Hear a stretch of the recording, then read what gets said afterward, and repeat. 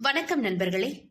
பிரேமா காமேஸ்வரனின் கதைகளின் உலகம் உங்களை அன்புடன் வரவேற்கிறது. இப்ப நீங்க கேட்க போறது பிரேமா காமேஸ்வரன் எழுதிய அக்னியின் சாரல். குரலால் உயிர் கொடுப்பது உங்கள் ஆர்ஜே நித்யஸ்ரீ. இந்த கதை உங்களுக்கு பிடிச்சிருந்தா பிரேமா காமேஸ்வரன் ஆடியோ நாவல்ஸ் சேனலை சப்ஸ்கிரைப் பண்ணுங்க. கதைகளை கேட்க விரும்பும் உங்களோட நட்புகளுக்கும் ஷேர் பண்ணுங்க. உங்களோட கருத்துக்களை மறக்காம சொல்லுங்க. கதைக்குள்ள போகலாம் வாங்க. அக்னியின் சாரல். அத்தியாயம் 12. காதலும் அக்னியும் ஒன்றுதான்.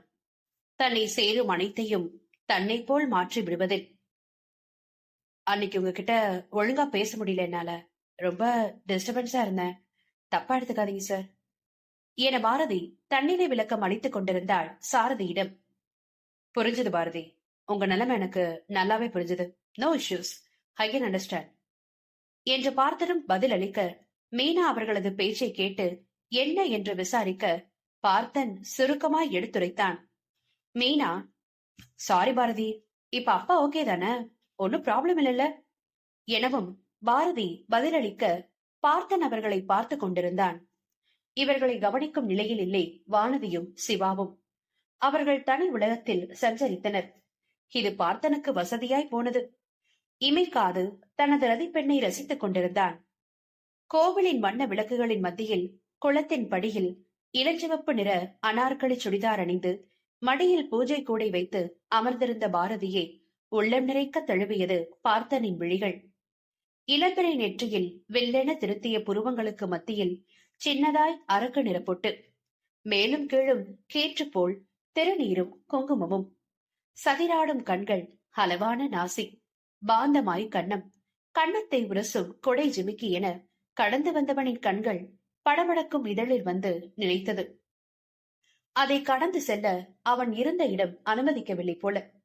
மேலும் அவளது முகம் பார்ப்பதே அவனுக்குள் ஒரு நிறைவை கொடுப்பதாய் இருந்தது. பாரதியின் உள்ளுணர்வு தாக்க பார்த்தன் புறம் திரும்பியது அவளின் கவனம். பார்வை மீனாவின் மேல் இருக்க கவனம் பார்த்தனில். அவன் பார்வையில் இருந்த ரசனை தன்னை இன்றுதான் பார்த்து புதிதாய் வந்தது போல தெரியவில்லை. மீனா பேச கேட்டுக்கொண்டிருந்தவள் அதற்கும் மேல் முடியாது பார்த்தனின் விழிகளை சந்தித்தாள்.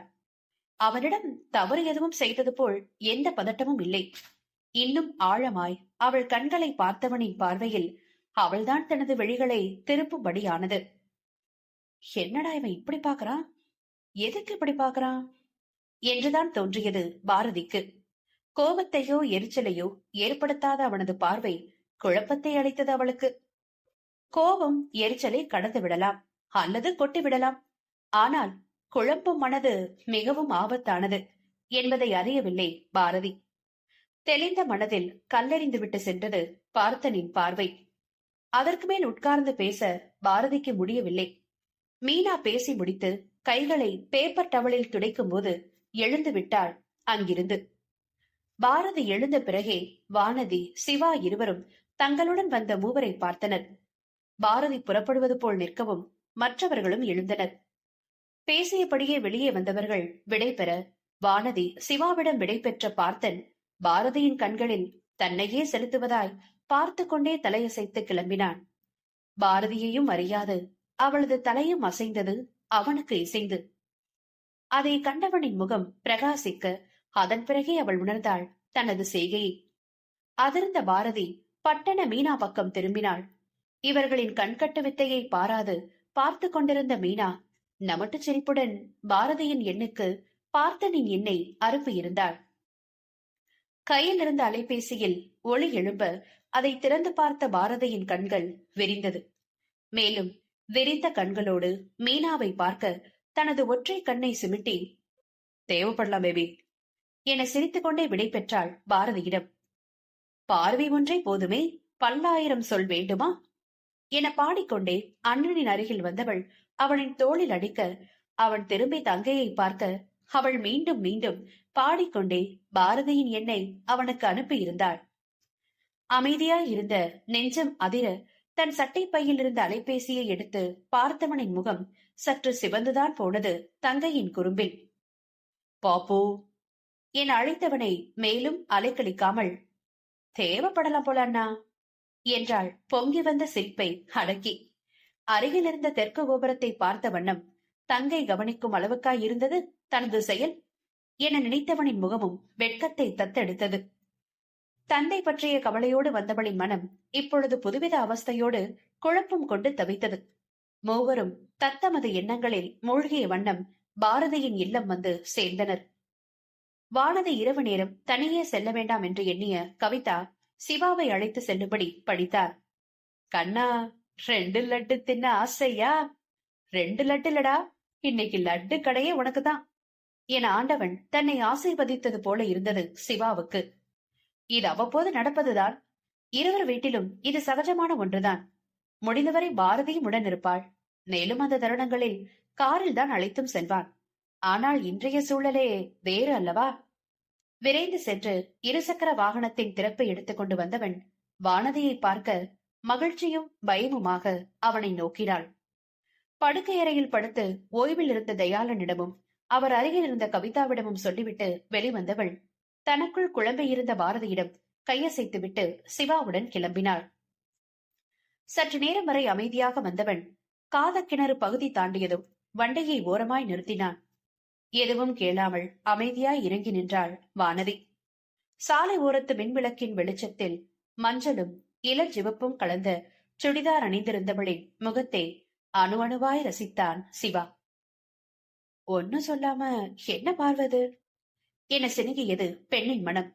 உணர்ந்த காதலை அவன் குரலில் கேட்க ஆசை கொண்டது பாவையின் மனம்.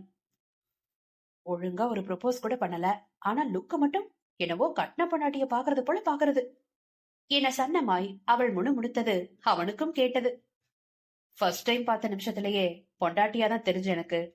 இப்ப வந்து பொண்டாட்டிய பாக்குறது போல பாக்குறேன்னு கம்ப்ளைண்ட் சொல்றடி நீ என்றவனின் வார்த்தையில் நிமிர்ந்து பார்த்தாள் வானதி. நிமிர்ந்தவளின் விழிகளை பார்வையால் சிறை செய்தவன், ப்ரப்போஸ் பண்ணுமா கண்டமா என மென் புன்னகையோடு கேட்க முகம் கொள்ளா நிறைவோடு இல்லை என்பது போல் அசைந்தவளின் தலை ஆம் என்பதாய் அசைந்து அவளின் தேவை சொன்னது. யாருக்குத்தான் ஆசை இருக்காது? இணையின் தனக்கான தேடலை அவர்கள் வாய்மொழி கேட்க.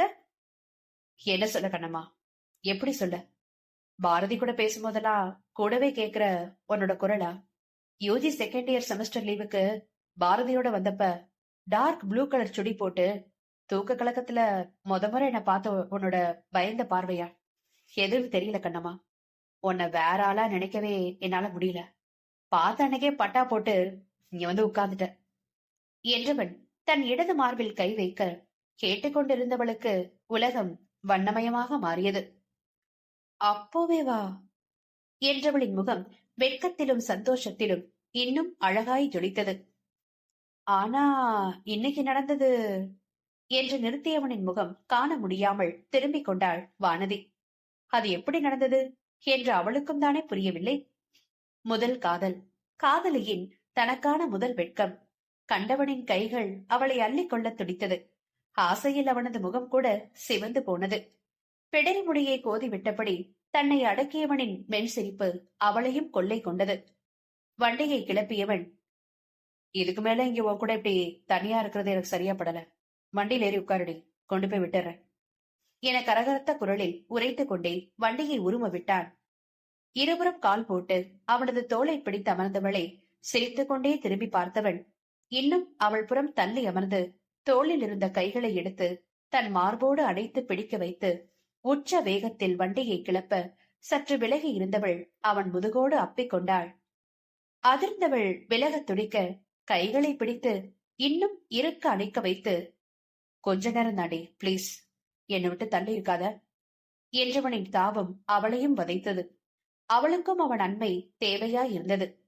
முதுகை துளைத்து அவனும் நுழைவது போல் நெருங்கி அணைத்துக் கொள்ள தன் மார்பில் பதிந்திருந்த அவள் கைகளை எடுத்து உள்ளங்கையில் தனது முதல் முத்தம் பதித்தான். ஹார்மோன்கள் தத்தமது வேலையை செய்ய செவ்வானமாய் மாறிய அவள் முகம் அவன் முதுகில் பதிய ஆளில்லா சாலையில் பறந்தது சிவாவின் வாகனம். அண்ணனும் தோழியும் கிளம்பி செல்ல பாரதி வீட்டில் நுழைந்தாள். பெற்றவரை கண்டதும் அனைத்து குழப்பமும் தற்காலிக விடை பெற்று விலகி செல்ல தந்தையின் நெற்றியில் திருநீறு வைத்தவள் அன்னையிடம் பிரசாதத்தை கொடுத்தாள். சிறிது நேரம் தந்தையிடம் பேசியவள் அவர் உறங்கும் நேரம் வர அவருக்கான மாத்திரைகளை எடுத்து கொடுத்துவிட்டு தனது அறைக்கு சென்றார். இரவு உணவுக்கு தாய் அழைக்க கோவிலில் உண்டது போதும் என கூறி படுக்க சென்றாள். உடை மாற்றி படுக்கையில் சரிந்தவள் எண்ணங்களில் தலைவனாய் வந்து நின்றான் பார்த்தன். என்ன பார்வது, அசையாம ஆழமா மனசுக்குள்ள இருக்கிறத தோண்டி எடுக்கிறது போல. ஆனா இது போல ஒரு பார்வை எங்கேயோ பார்த்திருக்கியே. எங்க பாரதி, எங்க பாரதி பார்த்த? யோசிடி என தனக்குள் அவள் குழப்பத்திலும் தேடலிலும் இருந்தாள். வரவேற்பறையில் கேட்ட சிவாவின் குரலில் மூளைக்குள் மின்னல் வெட்டியது பாரதிக்கு. தேடலின் விடையாய், அட, இது நம்ம சிவா வானதியை பார்த்துக்கிட்டு லுக்காச்சே. அவனும் இப்படிதானே பாப்பா வானதிய என்ன சொன்னது மூளை. படுத்திருந்தவள் பதறி எழுந்தாள். எப்பர்ரா என இன்னும் இன்னும் குழம்பினாள் பாரதி. 2 தடவை தானே பார்த்திருக்கோம், அதுக்கு முன்ன வேற எங்கேயும் பார்த்திருக்கேனா? வாய்ப்பே இல்லையே. பெண்ணை எப்படி அவன் இப்படி பாக்குறான்? அதுவும் அந்த பார்வை வருஷக்கணக்கா லவ் பண்றது போலவே இருக்கே என இன்னும் இன்னும் குழம்பியவள் என்ன ஏது என்ற ஆராய்ச்சியில் இறங்கினாளே தவிர கோபம் வரவில்லை. அவன் பார்வை பிடிக்காது போகவில்லை. ஆனால் என்ன, அதை அவள் மனம்தான் உணரவில்லை. அடுத்து என்ன என்பதற்கும் பதில் இல்லை. குழப்பமும் கேள்வியுமாய் உழன்றவள், கழுத கெட்டா குட்டிச்சவரு, கத்திரிக்காய் முத்தனா சந்தைக்கு வந்துதானே ஆகணும், அப்ப பாத்துக்கலாம் என்று தனக்குத்தானே கூறிக்கொண்டு உறங்கி போனாள். கோவிலில் இருந்து வீடு வந்து சேர்ந்த பார்த்தன் மீனாவின் செவிகளை கிழித்தது கிருஷ்ணாவின் சத்தம். 2 மாசம் கழிச்சு வர்ற, இத்தனைக்கும் போன் பண்ணி சொல்லிட்டு தானே வந்த. எனக்கு பிடிச்சத கூட செஞ்சு வைக்க முடியாத உங்களுக்கு? கேட்டா அமாவாசை பௌர்ணமின்னு கதை சொல்லிட்டு இருக்கீங்க. ச, இதுதான் நான் இங்க வர்றதே இல்ல. நீங்களா செய்றீங்க? அந்த லேடி தானே செய்யறாங்க. உங்களுக்கு பிடிக்கலன்னா நீங்க சாப்பிட வேணாம், எனக்கு செய்ய சொல்லி தொலைக்கிறதுக்கு என்ன வந்துச்சு உங்களுக்கு என கத்திக்கொண்டு இருந்தவனின் அருகில் பாவமாக நின்று கொண்டிருந்தார் மகேஸ்வரி. வாய் திறந்து எது பேசினாலும் சின்ன மகனின் கோபம் இன்னும் உக்கிரமடையும் என்பதை அறிந்தவர் எதுவும் பேசவில்லை. அதற்கும் எதுவோ பேச ஆரம்பித்தவனை தடுத்தது பார்த்தனின் வரவு. வா கிருஷ்ணா, எப்ப வந்த என்றபடி வந்த அண்ணனிடம், இப்பதான் வந்தனா என்று கூறிய வண்ணம் எழுந்து நின்றாள். டிராவல் ஒன்னும் ப்ராப்ளம் இல்லையே, ஃப்ரீயா தானே இருந்துச்சு என கேட்டவன் தங்கையின் கையில் இருந்த பூஜை கூடையிலிருந்து பிரசாதத்தை எடுத்து தாயிடம் கொடுத்தான். மகேஸ்வரி குங்குமத்தை எடுத்து தனது உச்சியில் வைத்தவர் திருநீர் எடுத்து கிருஷ்ணாவின் நெற்றியில் இட்டு விட்டார். மீனா எதுவும் பேசாமல் அமைதியாய் நிற்க கிருஷ்ணா அவளிடம், என்ன மீனா குட்டி, நல்லா இருக்கியா என எப்பொழுதும் போல் வினவ அவளுக்குத்தான் இயல்பாய் இருக்க முடியவில்லை. நான் நல்லா இருக்கேனா, நீங்க எப்படி இருக்கீங்க என கேட்டு வைத்தாள். எப்பொழுதும் விடாது வளவளக்கும் தங்கை இன்று பேசியது வித்தியாசமா இருந்தது அண்ணன்கள் இருவருக்கும். என்னடா பாப்பா, உடம்பு எதுவும் சரியில்லையா, ரொம்ப அமைதியா இருக்க என நிஜ அக்கறையோடு கேட்ட கிருஷ்ணனை ஏறிட்டு பார்த்த மீனா, அப்படிலாம் ஒண்ணும் இல்லனா, வெளியே போயிட்டு வந்தது கொஞ்சம் டயர்டா இருக்கு, வேற ஒண்ணும் இல்ல என கூற, ஓகேடா வா, வந்து சாப்பிட்டு போய் தூங்கு என்று அழைத்து சென்று சாப்பாட்டு மேசை முன் அமர வைத்தார் கிருஷ்ணன். மூவரும் அமர மகேஸ்வரி உணவை எடுத்து வைத்தார். நீங்க சாப்பிட்டீங்களாமா என்று கேட்ட பார்த்தனிடம், ஆச்சுப்பா, நீங்க சாப்பிடுங்க என கூறிய வண்ணம் அவர்களுக்கு உணவினை பரிமாறினார். கிருஷ்ணன் மீனாவிடம் அவளது வருங்கால கணவன் அவரது குடும்பம் பற்றி கேட்டு அறிந்து கொண்டான். அவர்கள் பேசுவதை கேட்டுக்கொண்டே உணவினை முடித்த பார்த்தனின் கவனம் கலைந்தது கிருஷ்ணனின் ஐபோன் அழைப்பு சத்தத்தில். இந்த ஐபோன் எப்ப வாங்கின கிருஷ் என வினவினான் பார்த்தன். 3 வாரம் முன்ன என பதில் இருந்தவனை கூர்ந்து பார்த்தவன், இப்போ லான்ச் பண்ண நியூ மாடல் ரைட்? பணம் சம்பாதிக்கிறத விட அதை எப்படி ஹேண்டில் பண்றோன்றதுதான் முக்கியம். You know it. பார்த்து செலவு பண்ண என்ன என தமையனாய் சொல்லிவிட்டு எழுந்து சென்றான் பார்த்தன். அருகில் நின்றிருந்த தாயை முறைத்தான் கிரிஷ். மீனாவும் உணவினை முடித்தவள் அதற்கு மேல் அவனோடு பேச மனமில்லாமல் எழுந்து சென்று விட்டாள். தனது அறைக்கு சென்ற பார்த்தசாரதியின் மனதை தன் வசம் இழுத்துக் கொண்டது பாரதியின் நினைவுகள். முகம் புன்னகையை தத்தெடுக்க உடை மாற்றியவன் மாடி தோட்டத்தின் ஊஞ்சலில் சென்று அமர்ந்தான். நிலவற்ற வானத்தில் ஒளிந்து விளையாடிய விண்மீன்கள் பெண்ணவளின் கண்களை நினைவூட்டியது. தனது பார்வையை உணர்ந்து தனது கண்களை சந்தித்த பாவையின் விழிகள் அவனை அசைய விடாது கட்டிவிட்ட மாயம் அவனுக்குள் சிலிர்ப்பை தந்தது. அவளிடமிருந்து மறைக்க எதுவும் இல்லை அவனிடம். எனவே தான் அவனும் தனது பார்வையை விலக்கவில்லை. அவளோடு தான் தன் வாழ்க்கை என்று அறிந்த நொடியில் இருந்து எப்போது அவளை செய்வது என தவித்திருந்தவன் காலத்தை கடத்த நினைக்கவில்லை. கிடைத்த சமயத்தில் தனது நேசத்தை பார்வையால் கடத்திவிட்டான். அதற்கு சீற்றம் கொள்ளாது குழம்பிய அவளது பார்வையே அவனுக்கு போதுமானதாக இருந்தது. கைபேசியில் ஏ என்று சேமித்து வைத்திருந்த எண்ணை எடுத்து பார்த்தான். அவளது புலனத்தின் புகைப்படத்தை கண்டவனின் கண்கள் மீண்டும் ரசனையை தத்தெடுத்தது. முதலில் அவளை பார்த்த நிமிடம் புகைப்படமாக மாறி அவனை பார்த்து சிரித்துக் கொண்டிருந்தது. கடலும் நிலவும் பின்னணியில் கவி பாட பாரதி சிரித்துக் கொண்டிருந்தார். திட்டமிட்டு எடுத்ததாக தெரியவில்லை. அவளின் இயல்பாக இருப்பதை யாரோ எடுத்தது போல தெரிந்தது. வானதிதான் எடுத்திருந்தாள் அந்த நிழற்படத்தை. தனது கைபேசியில் அதனை சேமித்தவன் உள்ளம் அவளோடு சேர்ந்து வாழும் நாளுக்காக ஏக்கம் கொண்டு அவனை சுகமாய் இம்சித்தது. நேரம் ஒதுக்கி இந்த கதையை கேட்ட உங்களோட அன்புக்கு என் பெரு நன்றிகள். மீண்டும் அடுத்த அத்தியாயத்தில் உங்களை சந்திக்கும் வரை உங்களிடமிருந்து விடைபெறுவது உங்கள் பிரேமா காமேஸ்வரன் மற்றும் RJ நித்யஸ்ரீ. நன்றி, வணக்கம்.